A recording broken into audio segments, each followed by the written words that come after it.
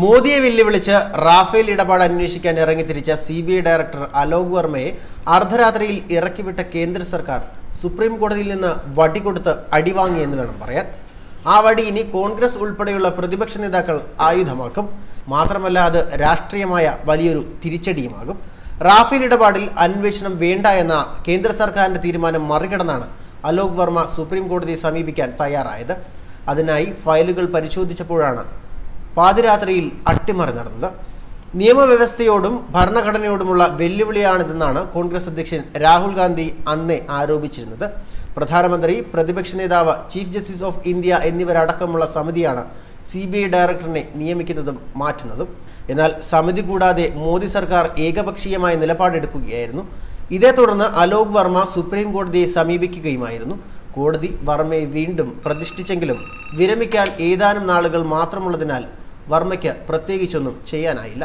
വർമ്മയെ ആയുധമാക്കി കോൺഗ്രസിന് തെരഞ്ഞെടുപ്പ് കളം മൂപ്പിക്കാനാകും. റാഫേലിൽ പ്രധാനമന്ത്രി നേരിട്ട് അഴിമതി നടത്തിയിട്ടുണ്ടെന്നും അനിൽ അംബാനിയെ സഹായിക്കാൻ വഴിവിട്ട ഇടപാടുകൾ നടത്തിയെന്നും രാഹുൽ ഗാന്ധി പരസ്യമായി ആരോപിച്ചിരുന്നു. രാഹുലിന്റെ ചോദ്യങ്ങൾക്ക് മറുപടി പറയാൻ പോലും പ്രധാനമന്ത്രി തയ്യാറായില്ല. പ്രതിരോധ മന്ത്രി നിർമ്മല സീതാരാമനാണ് പാർലമെന്റിൽ മോദിക്ക് പ്രതിരോധ കവചം ഒരുക്കിയത്. CBI ഡയറക്ടറെ മാറ്റിയതിൽ കേന്ദ്ര സർക്കാരിന് നിയമപരമായി പിഴവ് പറ്റിയെന്നാണ് കോടതി നിരീക്ഷിച്ചത്.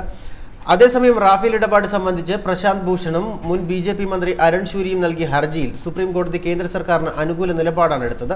പ്രതിരോധ വിഷയങ്ങളിൽ ഇടപെടുന്നതിന് കോടതിക്കുള്ള പരിധിയെയാണ് ഹർജിക്കാരും കോൺഗ്രസും ഇവിടെ ചൂണ്ടിക്കാണിക്കുന്നത്. അലോക് വർമ്മയും ഉപഡയറക്ടർ രാകേഷ് അസ്താനയും തമ്മിലുള്ള പോരാണ് അലോക് വർമ്മയുടെ കസേര തെറിപ്പിക്കുന്നതിലേക്ക് കാര്യങ്ങൾ നീക്കിയത്. ഈ പോര് കേന്ദ്ര സർക്കാർ മുതലെടുക്കുകയും ചെയ്തു.